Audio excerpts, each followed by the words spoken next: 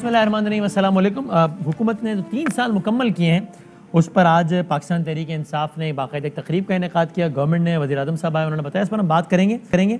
लेकिन अब से कुछ देर पहले अफ़गानिस्तान में एक बहुत बड़ी डेवलपमेंट हुई है, अफसोसनाक डेवलपमेंट हुई है, और यकीन जानिए कि ऐसे मनाजिर हैं कि जिनको अगर आप देखें, ज़ाहिर हम चला नहीं पा रहे उन मनाजिर की संगीनी की बात, लेकिन देखें तो इंसान का दिल दहल कर रह जाए। तालिबान को काबुल में दाखिल हुए तकरीबन 11 रोज़ हुए हैं, और ये अब से कुछ देर पहले पहला बड़ा दहशत गर्दी का वाक़या हो गया अनफॉर्चुनेटली काबुल में। और काबुल में वहीं हुआ है, उसी जगह पर हुआ है जो जगह सबसे ज़्यादा ख़बरों में थी, यानी कि काबुल एयरपोर्ट के पास। आप काबुल एयरपोर्ट के हवाले से मुख्तलिफ़ ख़बरें सुन रहे थे कि वहाँ पर लोग, औरतें, बच्चे, फ़ॉरेन नेशनल्स, ये सब वहाँ जा रहे हैं ताकि, चूँकि सबकी ख्वाहिश है किसी न किसी तरीके से अफ़गानिस्तान से निकल जाएँ। और काबुल एयरपोर्ट वो इलाका है कि जहाँ पर अमेरिकन फोर्सेस भी थी, जहाँ पर तालिबान भी थे, जहाँ पर दीगर अफवाज भी थी। इस धमाके के बाद अगरचे अब से कुछ देर पहले नेटो ने अपनी तमाम अफवाज से कहा है कि आप एयरपोर्ट के गेट को छोड़ दें, लेकिन ऐसे इलाके में धमाका हो गया। और इंटरेस्टिंगली और बहुत अफसोस की बात भी है ज़ाहिर है कि यही वो इलाका है कि जिसके बारे में कहा जा रहा था कि यहाँ पर चूँकि अमेरिकन और बाकी नेशनैलिटीज़ के लोग भी आ गए हैं, तो बिल्कुल ख़तरा है कि दाइश की तरफ से कोई ना कोई अटैक यहाँ पर हो सकता है। ये कहा जा रहा था पिछले कुछ दिनों से। 2 धमाके हुए हैं जिनके बारे में इत्तलात ये है कि एक कार में नस्ब हुआ है और दूसरा खुदकुश धमाका भी हुआ है। अभी तक किसी ने जिम्मेदारी कबूल नहीं की है, लेकिन कुछ ज़राए 23 अल जज़ीरा के मुताबिक 25 अफराद जहाँ बक हुए हैं। अब से कुछ देर पहले पेंटागन ने जो प्रेस रिलीज़ जारी की है उससे तो लगता है कि ये तादाद 25 से भी ज़्यादा हो सकती है, इसलिए उन्होंने नंबर्स नहीं बताए। बस उन्होंने कहा है कि हमारे मुतअद्दिद फ़ौजी और मुतअद्दिद अफ़गानीज़ भी इस हादसे में जान से गए हैं।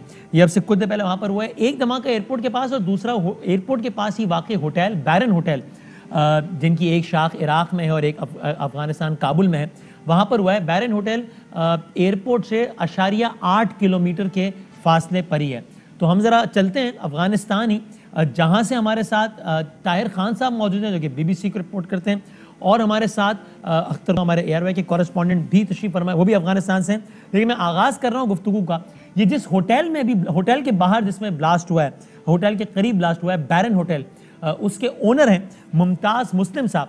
वो इस वक्त हमारे साथ टेलीफोन लाइन पर मौजूद हैं। बैरन होटल काबुल के ओनर जहाँ भी है ब्लास्ट हुआ है। मुमताज़ मुस्लिम साहब, अस्सलाम वालेकुम। जी वालेकुम सलाम। Thank you for time. पहले तो बताइएगा कि आपका होटल, जैसे मैंने अर्ज़ किया कि ये एयरपोर्ट से 1 किलोमीटर से भी कम फासले पर वाक़ है, तो ये होटल के एग्जैक्टली किस जगह पर धमाका हुआ है? जी, हमारा होटल जो है एयरपोर्ट से तकरीबन 1 किलोमीटर के फासले पे है। एक्चुअली तो बिल्कुल ऑपोजिट है, लेकिन जो एयरपोर्ट की एंट्रेंस है और हमारी एंट्रेंस में तकरीबन 1 किलोमीटर का फासला है। अच्छा। धमाका हमारे गेट के बाहर एक जगह है एबी गेट करके, अच्छा, तो उधर हुआ है ये। और आपको कुछ कंफर्मेशन मिली है कि ये धमाका सुसाइड था या किसी कार में नस था? जो खबरें अब तक आई हैं वो तो यही था कि जी कोई सुसाइड वेस्ट पहना हुआ कोई था। बात यह कि हमारे होटल के बाहर बहुत बड़ा मजमा है, जो वो लोग जाना चाह रहे हैं बाहर, अफगानी जो स्पेशल इमिग्रेंट वीज़ा, जो SIV वीज़ा के वो है, हमारे यहाँ वो ब्रिटिश गवर्नमेंट एम्बेसी वगैरह सारी होटल में थी जो ये वीज़ा प्रोसेस कर रही थी। तो इसलिए होटल के बाहर बहुत बड़ा मजमा है। एयरपोर्ट के बाहर भी बहुत बड़ा लाखों का मजमा है, कुछ चंद हज़ार, 25-30 हज़ार हमारे होटल के बाहर भी लोग खड़े हुए हैं। तो वहाँ पे ये किसी ने फिर इस तरह की हरकत की है। अच्छा, आपके होटल में इस वक्त UK एम्बेसी यानी कि वहाँ से फंक्शन कर रही है? जी, UK और कैनेडियन और कुछ और भी लोग हैं जो अंदर से फंक्शन कर रहे हैं। अब ये मेरे ख्याल में आज कल में निकल जाएंगे। तो अभी इस वक्त आपके होटल में इन अफराद की, मुख्तलिफ एम्बेसी से लोगों की तकरीबन कितनी तादाद है, कोई आपको अंदाज़ा? मेरे ख्याल में 700-800 लोग तो होंगे हमारे यहाँ इस वक्त, जो गैर मुल्की हैं, अफगानी इसके अलावा है। ओके, और ये हमें ज़रा अंदाज़ा हो कि होटल के यानी कि कैपेसिटी का और कितना बड़ा है, तो क्या यानी कि कितनी कैपेसिटी आपके यहाँ होटल की, कितना बड़ा रकबे पर वाक़ है? हमारे पास वसीम भाई, हमारे पास 480 रूम्स हैं जो सारे के सारे ऑक्यूपाइड हैं, डबल ऑक्यूपेंसी के बेसिस के ऊपर। और اسی کی وجہ سے یہ فل ہے. اور جو ہمارے آفیسز وغیرہ ہیں وہ بھی اس وقت انہوں نے لیے ہوئے ہیں. برٹش ملٹری بھی اندر ہی ہے اور ہماری اپنی سیکیورٹی بھی وہی ہے. تو اس وقت یہ گزشتہ 10-12 روز جب سے یہ 15 اگست سے یہ سلسلہ چل رہا ہے. یہ جو خودکش حملہ آور تھا یعنی کہ آپ کے ہوٹل میں داخلے کی کوشش کی اس نے جو کہ پھر یہ باہر دھماکے سے پھٹ گیا؟ نہیں ایسا میرا خیال ایسا نہیں تھا. یہ باہر جو مجمع تھا اس میں کہیں ہوا ہے. یہ ہمارے ہوٹل میں داخلہ بڑا مشکل ہے اس وقت کیونکہ سیکیورٹی صرف ان کو اجازت دے رہی ہے اندر آنے کی جن کے پاس ڈاکیومنٹس ہیں جو SIV کے لیے کوالیفائی کر رہے ہیں. ان کو اندر آنے دیا جا رہا ہے. آپ کے خیال میں آپ کے ایئرپورٹ کے باہر جو مجمع تھا یہ اس کو ٹارگٹ کیا گیا؟ ایئرپورٹ کے باہر ایئرپورٹ تو میں نے بتایا سوری ہوٹل کے باہر کلومیٹر اس کا گیٹ ہے. تو جی ہوٹل کے باہر جو مجمع ہے یہ اس کو ایسے دہشت پھیلانے کے لیے کسی نے کیا ہے. آپ کی پراپرٹیز میں کوئی ڈیمیج ہوئی ہے یا ہوٹل کا کوئی اسٹاف اس سے متاثر ہوا ہے دھماکے سے؟ نہیں الحمدللہ کوئی ڈیمیج نہیں ہوا. اللہ کا بڑا شکر ہے. کسی اسٹاف کو بھی کچھ نہیں ہوا. اندر جو ہمارے گیسٹ ہیں ان کو بھی کسی کو کچھ نہیں ہوا. الحمدللہ سب ٹھیک رہا. کوئی تھریٹ یا کوئی الرٹ تھا آپ لوگوں؟ چونکہ کابل ایئرپورٹ کا تو سارا وہی علاقہ ہے کہ جس کے بارے میں انٹرنیشنل میڈیا میں رپورٹ ہو رہا ہے پچھلے کچھ دنوں سے کہ یہاں پر کبھی بھی کچھ ہو سکتا ہے. تو آپ لوگوں کو اس طرح کوئی الرٹ جاری کیا گیا تھا؟ نہیں ہمیں کوئی اسپیسیفک الرٹ کوئی نہیں ہوا تھا. لیکن یہ ظاہر ہے خبروں میں اور سب طرف ہو ہی رہا تھا کہ جی اس قسم کی کوئی ایکسپیکٹیشن تھی ان کی کہ اس طرح کی کوئی کارروائی ہو سکتی ہے. تو بہرحال پھر اب یہ ہو گئی. اللہ تعالیٰ سب کو خیر کے ساتھ رکھے. بہت شکریہ ممتاز مسلم صاحب. بہت نوازش. بیرن ہوٹل کابل کے اونر جو کہ بڑی امپورٹنٹ انفارمیشن وہاں کے حوالے سے دے رہے تھے کہ ساری یو کے ایمبیسی اور کئی اور ایمبیسیز اس وقت انہی کے ہوٹل سے آپریٹ کر رہی ہیں جس ہوٹل کے باہر یہ بلاسٹ ہوا ہے. ہوٹل کے باہر بھی جس طرح ایئرپورٹ کے باہر بہت بڑا مجمع ہے اس طرح کے ہوٹل کے باہر بھی بہت بڑا مجمع ہے. اس لیے کہ وہ سارے افراد جو چاہتے ہیں کہ وہ ریلیونٹ ایمبیسیز سے ویزاز لے لیں تاکہ پھر ایئرپورٹ سے فلائی کر سکیں وہ اسی ہوٹل کے باہر کے احاطے میں جمع ہیں. کابل ہی چلتے ہیں جہاں سے ہمارے ساتھ موجود ہیں طاہر صاحب بھی جو کہ BBC کے کورسپونڈنٹ ہیں صحافی افغانستان میں موجود ہیں اور اختر گلفام صاحب ہمارے ARY کے کورسپونڈنٹ وہ بھی وہاں پر موجود ہیں. طاہر خان صاحب اور اختر گلفام صاحب دونوں کا بہت شکریہ. طاہر صاحب بتائیے گا یہ جو دونوں مقامات ہیں ان میں تقریباً کتنا فاصلہ ہے جہاں دھماکے ہوئے ہیں؟ ایک تو جس طرح ممتاز مسلم صاحب نے بتایا اور دوسرا تو یہ دھماکوں کے مقام سے کتنا فرق ہے؟ بہت شکریہ آپ کو مجھے دعوت دینے کی. فاصلہ تو مجھے کوئی آئیڈیا نہیں ہے کتنا دور ہے لیکن جو ہدف بنایا گیا ہے جو نشانہ بنایا گیا ہے بڑا ایک منظم طریقے سے انہوں نے خاص کر جو ایئرپورٹ ہے حامد کرزئی انٹرنیشنل ایئرپورٹ کیونکہ اس کے اندر بھی ہزاروں لوگ ہیں اور باہر بھی سینکڑوں لوگ ہیں. باہر میں نے آج کے 2 گھنٹے گزارے ہیں وہاں پہ خود اور ایک بہت بری حالت ہے. ہر جگہ پہ لوگ بیٹھے ہوئے ہیں خواتین مرد بوڑھے جوان. اچھا یہ کچھ لوگ ایسے بھی ہیں اس میں اکثریت تو وہ لوگ ہیں جنہوں نے امریکہ اور نیٹو کے ساتھ کام کیا ہے اور ان کو اصل میں لے جانا بھی تھا لیکن امریکیوں کی انٹیلیجنس رپورٹ بھی غلط ثابت ہو گئی اور ان کا یہ خیال تھا کہ 2-3 مہینے میں بات کر رہے تھے کہ طالبان کابل پر کنٹرول حاصل کر سکتے ہیں لیکن وہ دنوں کی بات ہو گئی تو وہ پروسیس نہیں ہوا جو لوگ باہر لے جانے تھے. تو اس وجہ سے یہ جو اس وقت طالبان کے لیے سب سے بڑا چیلنج یہی ہے امریکیوں کے لیے بھی ہے. تو اندر بھی ایک بہت بری حالت ہے. جو لوگ وہاں گئے ہیں صافی میں خود نہیں گیا ہوں لیکن میں نے صافیوں سے پوچھا ہے اور باہر تو میں نے خود آج دیکھی. ایسے بھی لوگ طاہر صاحب دوبارہ آپ کی طرف آتا ہوں میں. اختر صاحب آپ بتائیں ابھی آپ کو کوئی اطلاعات آ رہی ہیں اس علاقے سے جہاں دھماکہ ہوا ہے یعنی اب یہ کیا ابھی بھی ایئرپورٹ کے اطراف کا علاقہ وہ اتنا ہی وہاں پہ رش اور مجمع ہے یا اب وہاں سے سب کو ہٹا دیا گیا ہے زبردستی؟ کچھ اطلاع ہے اختر آپ کے پاس یا طاہر آپ کے پاس؟ جی شکریہ وسیم بھائی. اطلاعات یہی آ رہی ہے کہ دھماکوں کے فوری بعد جو ہے وہاں پہ امارت اسلامی کے جو طالبان ہیں انہوں نے اس علاقے میں جو ہے وہ وہاں سے عوام کو اٹھایا اور وہاں پہ سیکیورٹی کافی جو ہے وہ سخت کر دی ہے. وہاں سے ان تمام افراد کو جو ہے ہٹا دیا گیا ہے جو وہاں پہ جو پناہ کے لیے جانا چاہتے تھے امریکہ دوحہ برطانیہ اور فرانس وغیرہ میں. آج دن بھر ہماری رپورٹنگ جو ہے وہ انہی اطراف میں مشرقی گیٹ کے ساتھ ہوئی ہے، جس نالے کے قریب یہ دھماکے ہوئے ہیں مشرقی گیٹ کے ساتھ. آج یہاں پہ ہی ہمارے اوپر جو ہے وہ فائرنگ کی گئی تھی عام شہریوں کے اوپر امریکن فورسز نے، ان کو متشر کرنے کے لیے، جس میں ایک افغان شہری کے ہاتھ میں گولی لگنے سے زخمی ہوا، جن کو فوری طور پر ریسکیو کیا ہم نے کیا اور ان کو اسپتال منتقل کرایا.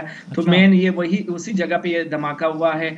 جس طرح دوسرے ساتھی دوست نے بتایا، یہاں پہ عوام کی ایک جمع غفیر آج جمع ہوئی تھی تقریباً. اور میں آپ سے یہ بھی 20 سے کہوں گا کہ 25 ابھی جب میں بات کر رہا ہوں آپ سے تب بھی یہ رپورٹ ہو رہا ہے کہ میڈیا کی رپورٹس آ رہی ہیں، ویسٹرن میڈیا رپورٹ کر رہا ہے کہ دارالحکومت کابل میں ایک اور دھماکہ سنا گیا ہے. ابھی بہت ابتدائی اطلاعات میں آپ دونوں سے بھی کہوں گا کہ اپنا بہت خیال بھی رکھیے. اور ویسٹرن میڈیا کم از کم 40 ہلاکتیں کنفرم کر رہا ہے اس دھماکے میں، 40 ہلاکتیں. تو اختر یہ بتائیے گا کہ یہ طالبان کا تو ہمیں کل ہی بیان سامنے آ گیا تھا کہ اب لوگ ایئرپورٹ کی طرف رخ نہ کریں، تو اس کے باوجود یہ بات تو بڑی حیرت انگیز ہے کہ اس کے باوجود بھی آپ کہہ رہے ہیں، آپ دونوں بتا رہے ہیں کہ آج شدید رش تھا، جمع غفیر تھا لوگوں کا. تو طالبان کے ان احکامات کے بعد بھی لوگوں نے رجوع کیا ایئرپورٹ کا، یا جو تھے ان کو ہٹایا نہیں گیا؟ کیونکہ وہ تو کل سے کہہ رہے تھے کہ ہٹ جائیں اس ایئرپورٹ سے. اختر بالکل وسیم بھائی، یہاں پہ کل سے نہ صرف ایئرپورٹ کی طرف جو ہے وہ رخ نہ کرے، اور انہوں نے منع کیا تھا کہ وہ وہاں پہ نہ جائے، بلکہ امریکہ اور برطانیہ نے بھی ایک اعلامیہ جاری کیا تھا. اپنے شہریوں کو انہوں نے انتباہ کیا تھا کہ وہ ایئرپورٹ کی طرف سفر کرنے سے گریز کرے. تھریٹ پہلے سے موجود تھے، تھریٹ الرٹ جاری کیے گئے تھے کہ کابل ایئرپورٹ کے قریب جو ہے وہ دھماکے ہو سکتے. اور آج وہ شام کے قریب جو ہے وہ ایک کے بعد دیگرے 2 دھماکے ہوئے، جس میں کم از کم 40 افراد اب تک جاں بحق ہوئے ہیں اور 20 سے زائد دیگر افراد زخمی ہوئے. اور مجھے جاتے ہوئے یہ بتا دیجیے طاہر خان صاحب، پھر ہم اپنے شوز کی طرف جائیں گے. معمول کے ہمارے مہمان بھی وہاں منتظر ہیں. تو یہ وہاں پر شنید کیا ہے کہ پہلا خیال سب کا داعش کی طرف ہی ہے، کیونکہ سب کو جو خطرہ محسوس ہو رہا تھا وہ داعش کی طرف سے ہو رہا تھا، کہ چونکہ یہ بڑا ایک جگہ ایکسپوز ہو گئی ہے، نظروں میں آ گئی ہے، سب کو پتہ بھی ہے کہ وہاں پر امریکنز بھی موجود ہیں، عام شہری موجود ہیں. تو یہ اشارہ داعش کی طرف ہی جا رہا ہے. وہاں پر کیا شنید ہے طاہر؟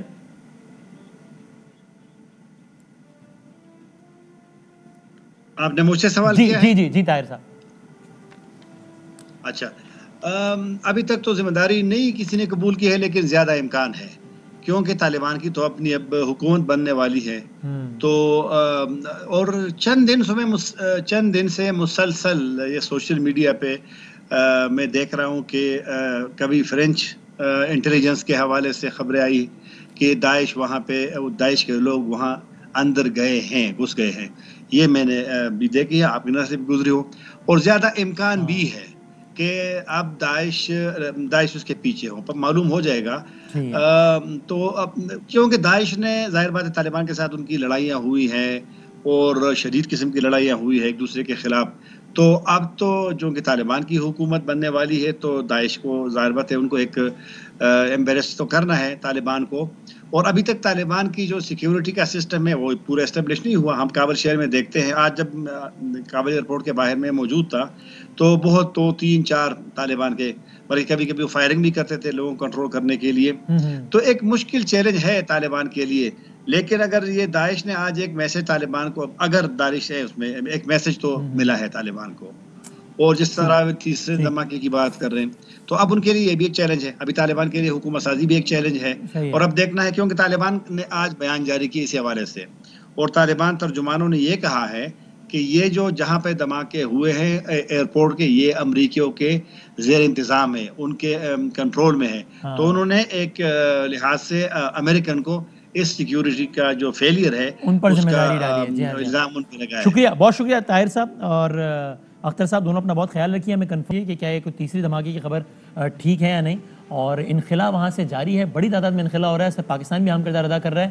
اور اسی وجہ سے اسلام آباد کے جتنے بھی بڑے ہوٹلز ہیں ان کو فوری طور پہ ایویکویٹ کرنے، خالی کرنے کے احکامات جاری کر دیے گئے، کیونکہ کل سے جو ہے وہ بڑی تعداد میں افغانستان سے لوگ اسلام آباد آئیں گے، کراچی بھی آئیں گے اور وہاں ٹھہریں گے اور پھر وہاں سے اپنے ممالک میں جائیں گے. یہ ساری کی ساری صورتحال ڈیولپ ہو رہی ہے پڑوسی ملک افغانستان میں. ہم ایک چھوٹا سا بریک لیتے ہیں، اس کے بعد آج کے موضوع کے ساتھ، آج کے دوسرے موضوع کے ساتھ حاضر ہوتے ہیں. 3 سال مکمل، بڑے بڑے دعوے کیے گورنمنٹ نے، یہ کر دیا وہ کر دیا، اپوزیشن کہہ رہی ہے کچھ نہیں کیا. کیا نہیں کیا، عوام سے کیا لیا، عوام کو کیا دیا. متعلقہ مہمان موجود ہیں، ملکہ بخاری صاحبہ، مصدق ملک صاحب اور شیلہ رضا صاحبہ. بریک کے بعد گفتگو کا آغاز کرتے ہیں.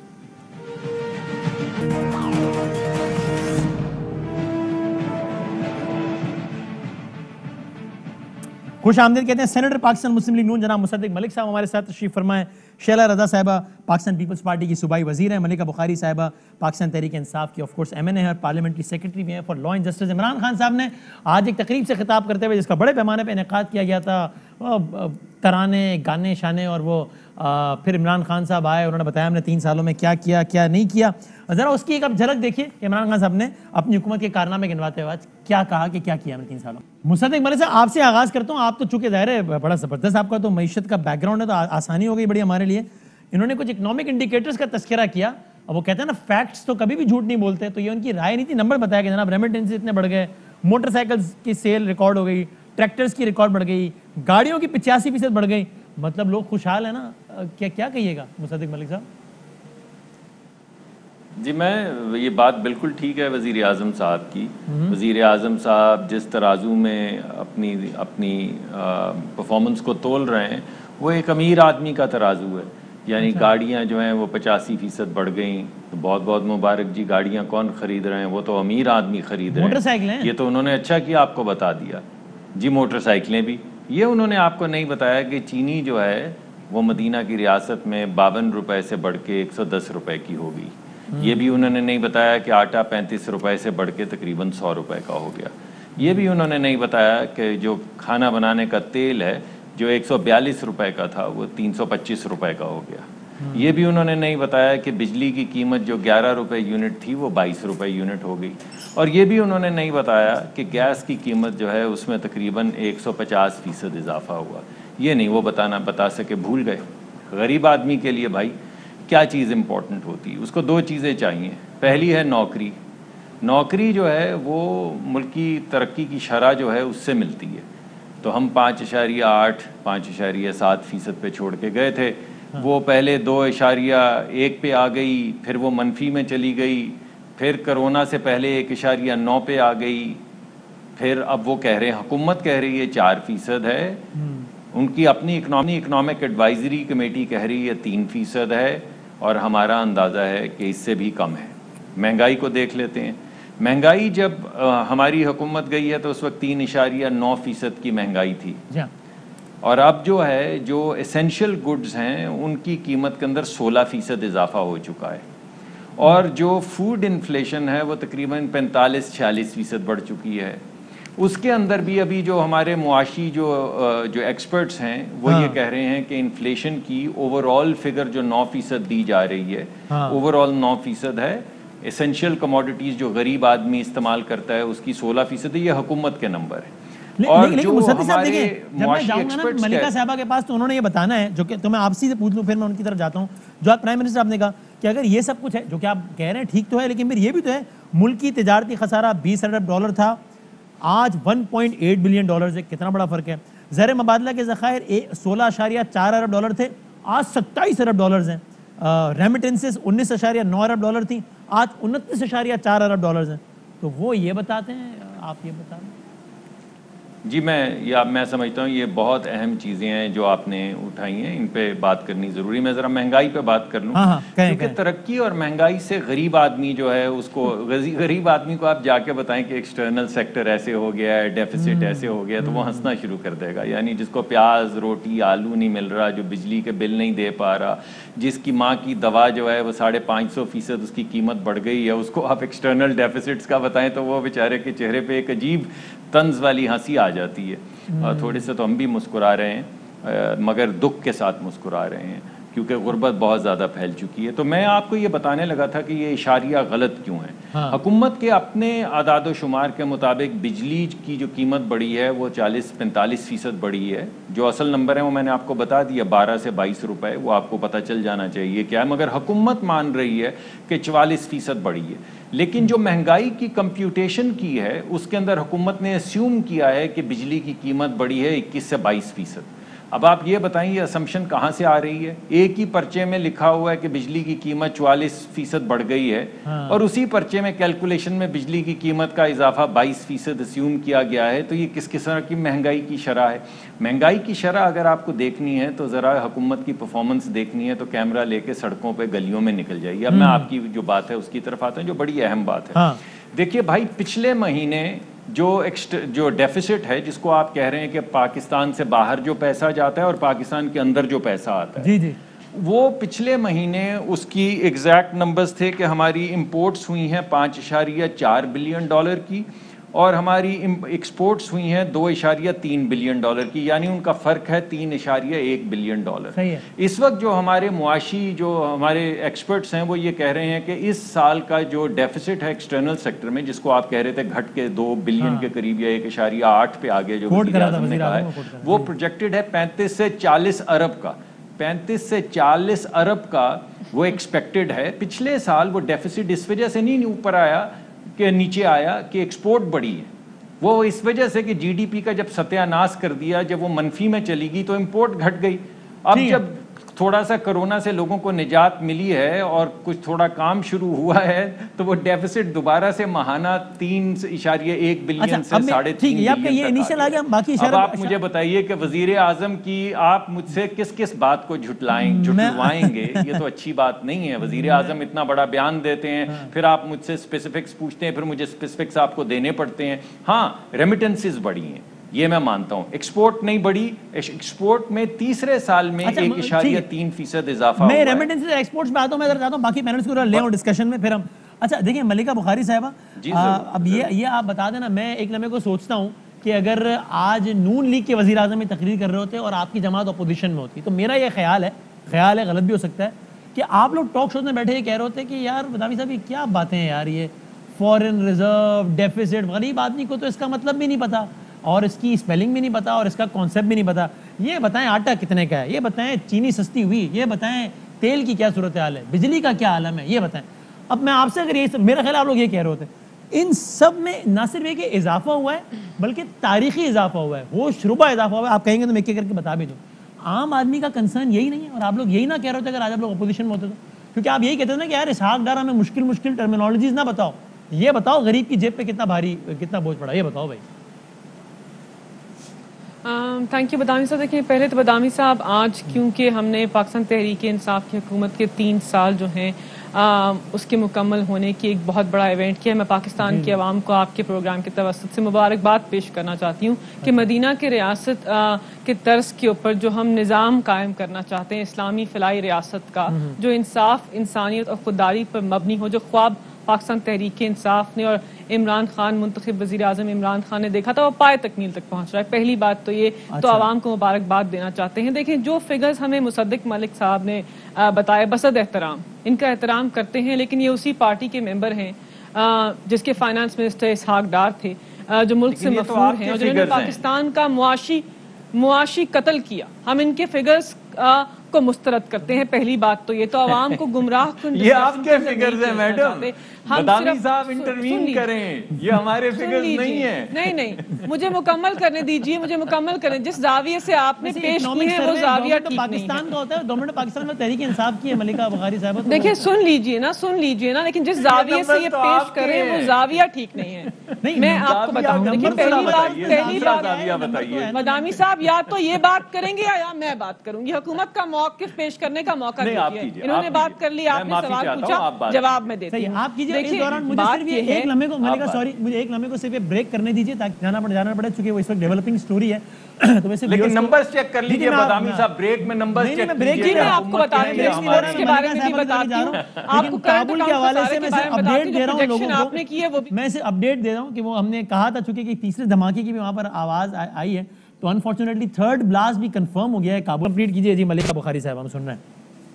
جی دیکھیں ایک تو میں کہنا چاہتی ہوں کہ جہاں تک یہ بات ہو رہی تھی اکنامک انڈیکیٹرز کی، معیشت کے اشاروں کی، کچھ تو آپ نے بات کی کرنٹ اکاؤنٹ خسارے کی، پھر آپ نے ریمیٹنسز کی، زر مبادلہ کے ذخائر، فورن ایکسچینج ریزروز کی بات کی اور ترسیلات زر کی بات کی۔ دیکھیں بات یہ ہے کہ آپ کا سوال ہے کہ عام آدمی کی زندگی پر ان معیشت کے اشاروں کے ٹھیک ہونے سے کیا فرق پڑا ہے۔ دیکھیں پاکستان کی معیشت کے اشارے ٹھیک کرنے کے بعد اب معیشت جو ہے وہ آگے بڑھ رہی ہے۔ آپ جانتے ہیں کہ انڈیا کے اندر ان کی معیشت منفی 7% سے سکڑ گئی، پاکستان کی 4% سے بڑھ گئی۔ فیصل آباد کی جو صنعت پاکستان مسلم لیگ نواز کے دور حکومت میں بند ہو گئی تھی، ٹیکسٹائل کی انڈسٹری، اور جب بنگلہ دیش شفٹ ہو گئی تھی، وہ ہمارے دور حکومت میں 2020-21 کے اندر وہ 100%۔ میرا سوال تو بڑا سیدھا سا تھا کہ آٹا، چینی، دال، گھی، بجلی، یہ بھارت سے زیادہ انفلیشن ہمارا ہے، حالانکہ ایک معیشت ان کی سکڑی ہے، انفلیشن ہمارا زیادہ ہے بھارت سے۔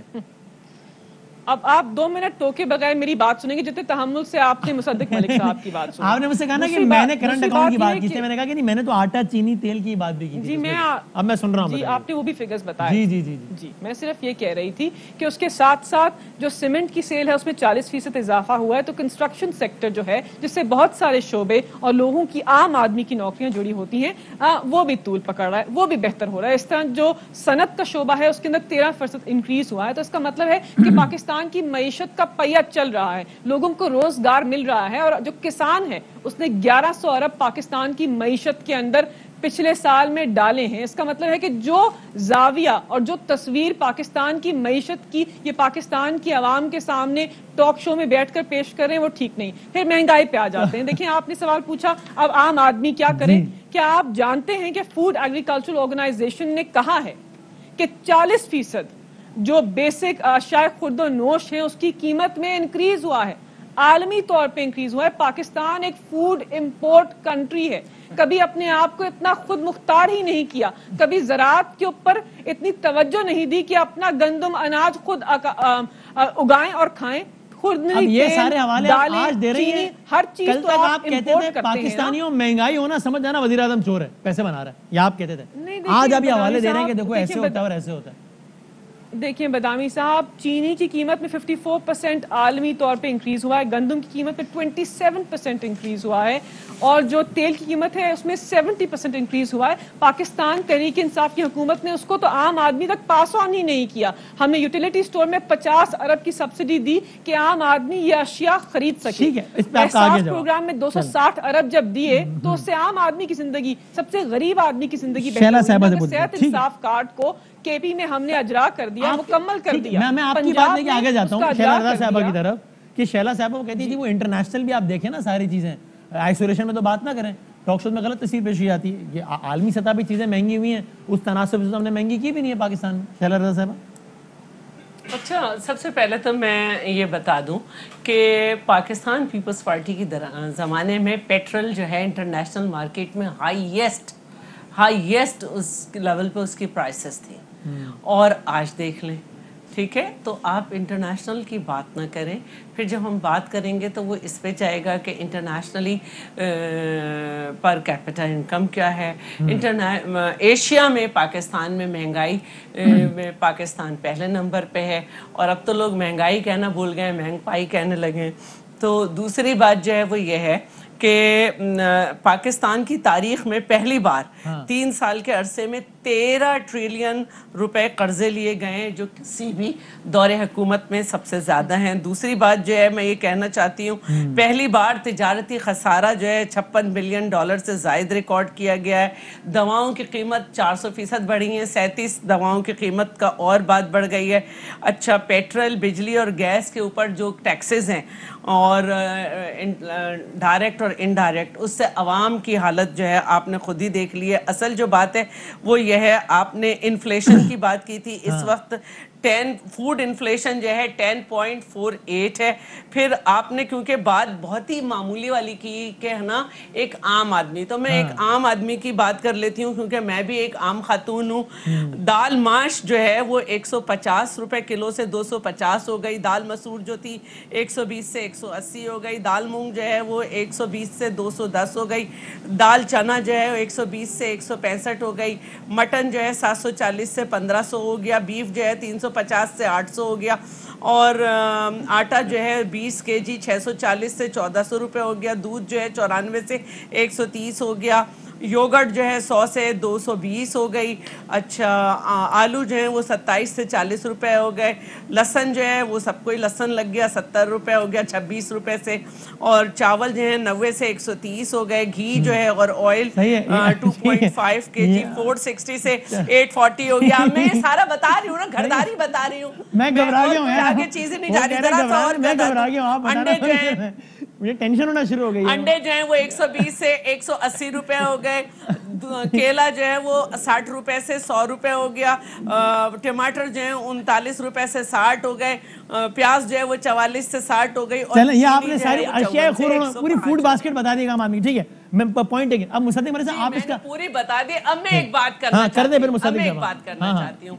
ये कहा जाता है कि जनाब किसान खुशहाल है। हाँ, जी हाँ। मैं ये पूछना चाहती हूँ कि आपने किसान से गंदम खरीदी 1800 रुपए फी 40 किलोग्राम, यानी आपको हुकूमत को गंदम पड़ी 100 किलो गंदम 4500 रुपए में पड़ी। ठीक है। अब ये 4500 रुपए की जो है ये बाजार में फरोख्त की जाए अगर इजाफी लागत से, तो इसको 50 रुपए होना चाहिए, लेकिन ये कितनी हो रही है? तो ये कमाई जो है, जो कि 50 तो आटा नहीं है ना, तो ये जो इजाफी आप लागत ले रहे हैं, ये या तो स्टॉकिस्ट के पास ठीक है, जा वो रहा ज़ख़ीरा दो, ठीक है, वो एक अलग मौजूद हो जाएगा। ठीक है, बिल्कुल है। पॉइंट है। किसान को तो अब मुसद्दिक मलिक साहब आपके लिए मईशत दाम की हैसियत से फायदा बताएं, नहीं हुआ ना। ठीक है, पॉइंट यही है, चीनी उसमें का है। मलिका रिस्पॉन्ड करेंगी। अच्छा, अब मुसद्दिक मैं जरा मुसद्दिक साहब आप जरा आप एक ज़ाहिर एक सियासतदान है, लेकिन एक आप मईशत पे बहुत गहरी नजर रखते हैं और आपने पाकिस्तान से बाहर भी ममालिक में सर्व किया डिफरेंट कैपेसिटीज़ में।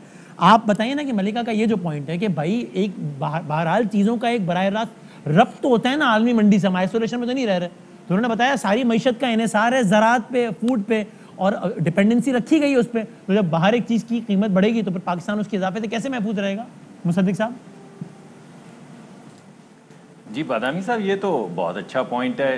अच्छा, अभी आपने थोड़ी देर पहले जब सुनी थी बात वजीर आजम साहब की, जी, मैंने भी थोड़ी सुनी, तो वो कह रहे थे कि मदीना की रियासत में बम्पर क्रॉप हुई है। बम्पर कौन सी क्रॉप हुई है? चीनी, गन्ना जो है बम्पर क्रॉप हुई है, और जो वीट है, गंदम है, आटा जो है वो बम्पर क्रॉप हुई है, और जीडीपी के अंदर बेइंतहा इजाफा हुआ है एग्रीकल्चर के अंदर, और किसान खुशहाल हो गया। तो ये बताइए कि जब बम्पर क्रॉप होती है तो चीनी एक्सपोर्ट होती है या इंपोर्ट? जब बम्पर क्रॉप होती है तो वीट जो है या गंदम जो है वो इंपोर्ट होती है या एक्सपोर्ट? जब बम्पर क्रॉप हुई है तो हर चीज़ एक्सपोर्ट हुई है। ये कैसी बम्पर क्रॉप है कि एक चीनी की बम्पर क्रॉप है और कल ऐलान किया गया कि चीनी इंपोर्ट हो रही है।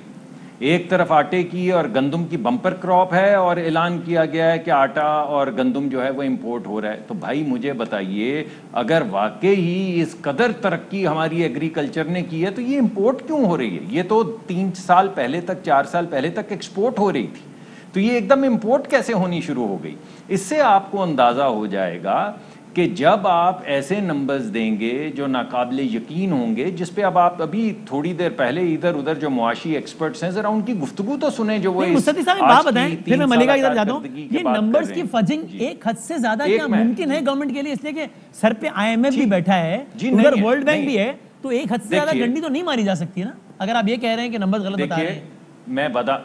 मैं बादामी साहब, मैं आपकी सारी बातों को कंसीड किए लेता हूँ, ठीक है, और मैं कहता हूँ कि इससे बेहतर कभी इकॉनमी नहीं हुई। तो ये जो अभी हमारी दोस्त जो हैं, उन्होंने जो लंबी गर्दान आपको आटा, चीनी, दालें और मुख्तलिफ इक़साम की दालें और बादाम और दूध और अंडे और बालाई और मछली और गोश्त, ये जो तमाम गर्दान सुनाई है, ये किस किस्म के हुकूमत के नंबर हैं जो आम आदमी की ज़िंदगी तक पहुँचते पहुँचते, यानी किसी एक चीज़ की चलें, चीनी की माफिया है, मान लिया, आटे की माफिया है, मछली की भी माफिया है, चलें ये बता दें मलिका साहब की भी माफिया है, वो कहते हैं अदरक की भी माफिया है। एक माफी तो हम मांगेंगे, एक बात कर। देखिए, इस मदीना की रियासत में 2 चीजें हुई। एक तो ये कि 50 हुकूमत के आदाद शुमार के मुताबिक 50 लाख लोग बेरोजगार हो गए, हमारे नहीं हैं, इन्हीं के पब्लिश्ड नंबर्स हैं जो मैं आपके सामने पेश कर रहा हूं। 50 लाख लोग उसको मलिका नेगेट कर रही है, बताएं, जवाब देंगे। दूसरा 2 करोड़ बिल्कुल भी कोई नहीं, वो दे देंगी नंबर्स आपके पास। आप बादामी साहब, आपकी अपनी टीम बैठी है, उनको बोलें कि इनकी जो इकोनॉमिक सर्वे रिपोर्ट है वो खोलें और हमें बताएं कौन सा नंबर गलत है। اور دوسری بات مجھے ابھی اس 2 وقت کروڑ لوگ جو ہیں لیکن مجھے آپ پتہ ہے کہ انہوں نے بتایا تھا کہ اتنے لوگ فارغ ہوئے کووڈ سے پھر اتنے دوبارہ آ گئے تو نیٹ اس سے کم ہے جو آپ بتا رہے ہیں جو مجھے رفلی یاد پڑ رہا ہے میں نے حفظ نہیں کیا ہوا. ٹھیک ہے آپ چلیں نیٹ بتا دیں میں نے چلیں آپ دوسرا پوائنٹ بتائیں اگر ہم مان لیں کہ آپ کا نمبر اچھا جی دوسرا جو اہم نمبر ہے وہ یہ ہے کہ آپ کو یاد ہوگا کہ وزیر اعظم ایک تو آپ نے کہہ دیا کہ کہتے تھے جب مہنگائی ہو تو سمجھ لو کہ حکمران چور ہیں, یہ تو وہ کہتے تھے نا, آپ کلپ بھی چلا سکتے ہیں. دوسری بات وہ کہتے تھے کہ اگر لوگ ٹیکس نہ دیں تو سمجھ لو کہ حکومت اور ان کے سربراہ چور ہیں. میں ذرا ٹیکس کے نمبر آپ کو بتا دوں. Tax to G D P ratio تھی 2018 میں 11.6%, اس سال ہے 9.6%. 11.6%, 9.6%. حکمران نیک ہیں, وہ چور نہیں. بتا دیں بھائی ملکہ بخاری صاحبہ ٹیکس کلیکشن سال پہلے 3 سال چوتھے سال جی ہم آئی گوٹ اٹ 3800 سے 4700. جی ملکہ صاحبہ دیکھیے بدامی صاحب پہلی بات تو یہ ہے کہ پاکستان تحریک انصاف کی حکومت کو 3 سال مکمل ہوئے ہیں. 1.5 سال پاکستان تحریک انصاف کو اور کی حکومت کو, پاکستان کو, پوری دنیا کو وبا کا مقابلہ تھا.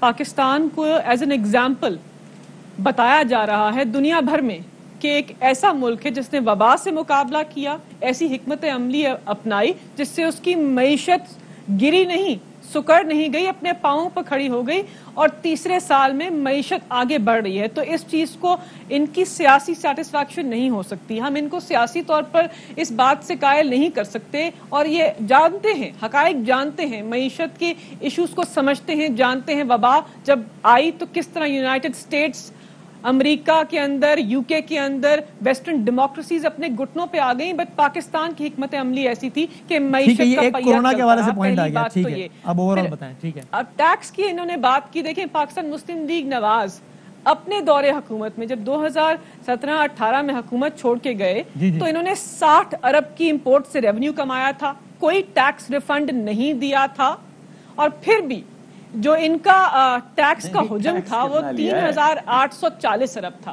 ہمارا 4800 کب ہوا؟ جب ہم نے 2016 ارب کا ٹیکس ریفنڈ دیا اور امپورٹ کو 20% سے کم کیا. تو یہ حقائق ہیں.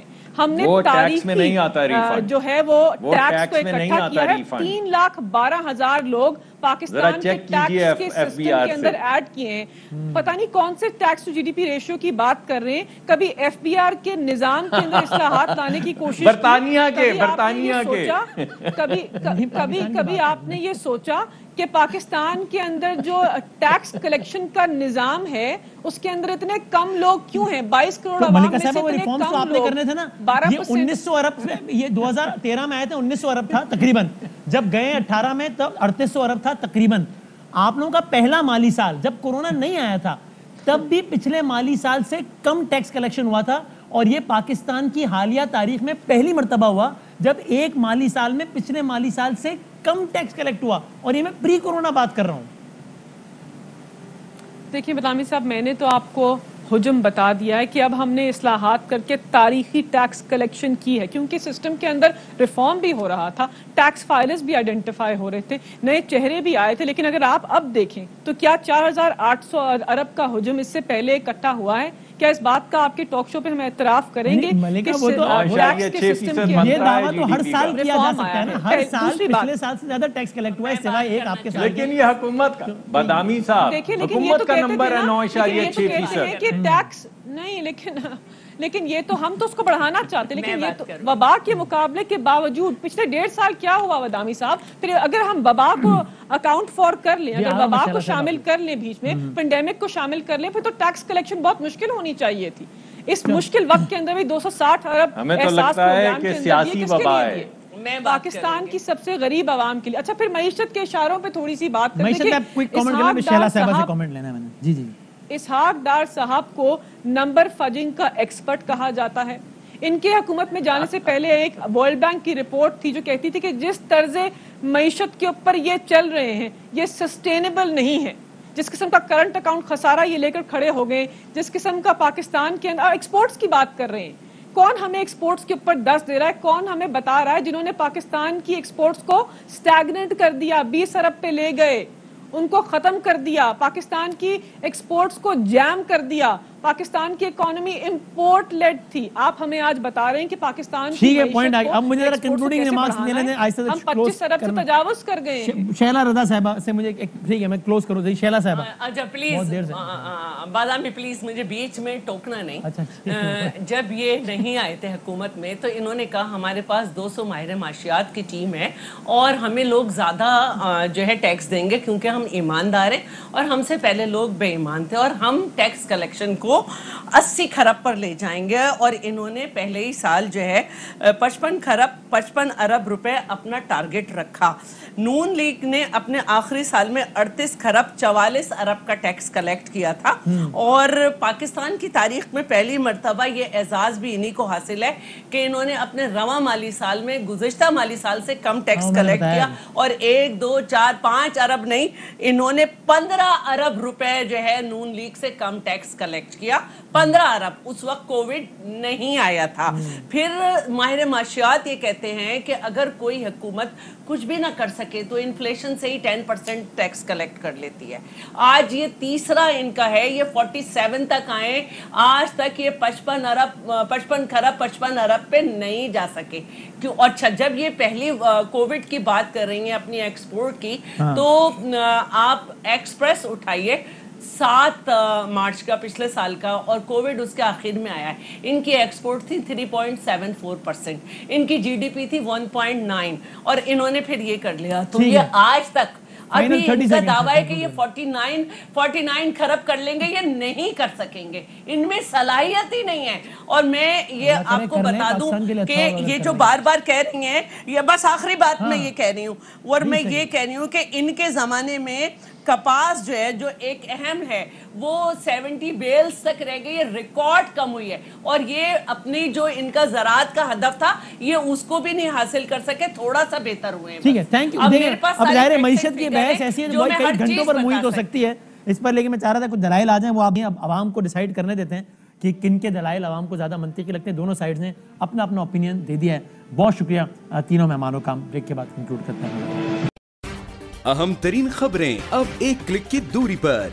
आपके पसंदीदा टॉक शोज हों या अहम मुल्की या गैर मुल्की शख्सियात की न्यूज कॉन्फ्रेंसेस, हर लम्हा बाखबर रहने के लिए सब्सक्राइब करें हमारा YouTube चैनल। मौसम की सूरत हाल हो या खेल के मैदान से खबरें, अपने मोबाइल फोन से मुल्की और बैनुल अक़वामी अहम खबरों तक रसाई के लिए डाउनलोड कीजिए मोबाइल ऐप।